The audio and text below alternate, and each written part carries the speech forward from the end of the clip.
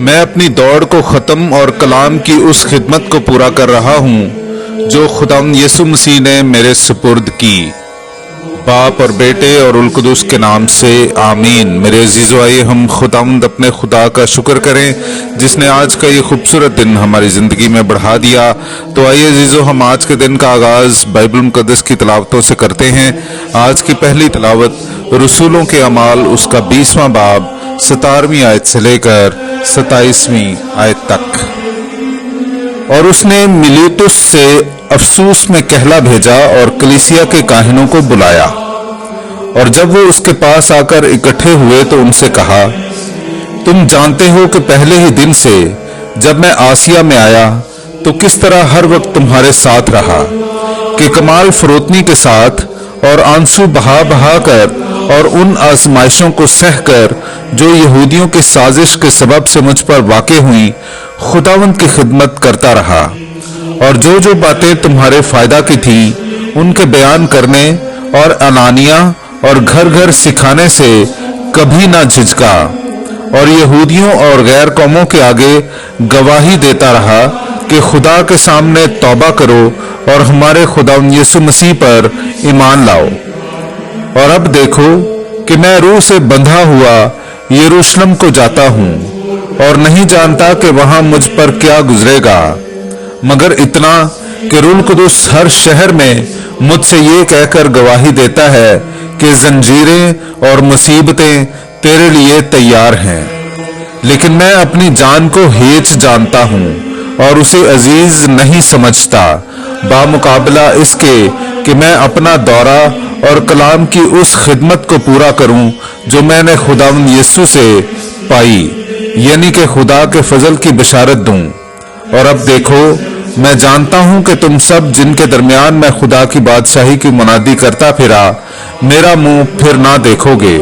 پس میں آج کے دن تمہیں قطعی کہتا ہوں کہ میں ہر ایک کے خون سے پاک ہوں، کیونکہ میں خدا کی ساری مرضی تم پر افشا کرنے سے نہ جھجکا۔ پاک کلام کا پڑھا اور سنا جانا ہم سب کے لیے باعث برکت ہو۔ خدا کا شکر ہو۔ اے زمین کے ممالک، خدا کے لیے گاؤ۔ میرے عزیزو، آئیے ہم خداوند اپنے خدا کی حمد و تعریف کریں۔ میں آپ کے سامنے پڑھوں گا زبور نمبر 68، اس کی 10ویں 11ویں اور پھر 20ویں آیت سے لے کر 21ویں آیت تک۔ اے خدا، تو نے اپنی میراث میں بکثرت می برسایا، اور جب یہ مرجھا رہی تھی تو نے اسے تازگی بخشی، تیرا گلہ اس میں بسنے لگا۔ اے خدا، تو نے اپنی عنایت سے اسے محتاج کے لیے تیار کیا۔ خداوند روز بروز مبارک ہو۔ خدا جو ہماری نجات ہے، ہمارے بوجھ اٹھاتا ہے۔ ہمارا خدا نجات دہندہ خدا ہے، اور موت سے بچاؤ خداوند خدا ہی سے ہے۔ پاک کلام کا پڑھا اور سنا جانا ہم سب کے لیے باعث برکت ہو۔ خدا کا شکر ہو۔ اے باپ، اپنے بیٹے کو جلال دے۔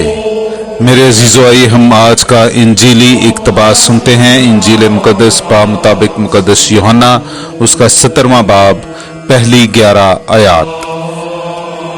یسوع نے یہ باتیں کہیں اور اس نے اپنی آنکھیں آسمان کی طرف اٹھا کر کہا، اے باپ، وقت آ پہنچا ہے، اپنے بیٹے کا جلال ظاہر کر، تاکہ بیٹا تیرا جلال ظاہر کرے۔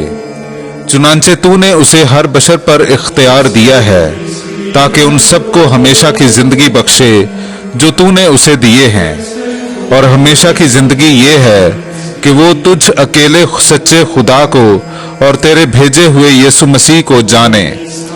میں نے زمین پر تیرا جلال ظاہر کیا ہے، میں نے وہ کام انجام دیا ہے جو تو نے مجھے کرنے کو دیا تھا، اور اب اے باپ، تو مجھے اپنے پاس اس جلال سے جلالی بنا دے جو میں دنیا کی تکوین سے پیشتر تیرے ساتھ رکھتا تھا۔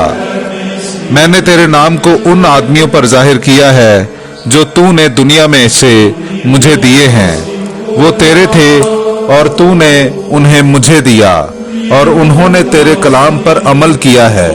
اب وہ جان گئے ہیں کہ جو کچھ تو نے مجھے دیا ہے وہ سب کچھ تجھ ہی سے ہے، क्योंकि जो बातें तूने मुझे दी हैं वो मैंने उन्हें दी हैं और उन्होंने कबूल कर ली हैं और उन्होंने सच जान लिया है कि मैं तुझसे निकला हूँ और ईमान लाए हैं कि तूने मुझे भेजा है। मैं उनके लिए अर्ज करता हूँ, मैं दुनिया के लिए अर्ज नहीं करता बल्कि उनके लिए अर्ज करता हूँ जो तूने मुझे दिए हैं, क्योंकि वो तेरे ही हैं और जो कुछ मेरा है वो सब तेरा है और जो तेरा है वो मेरा है और इनसे मेरा जलाल जाहिर हुआ है।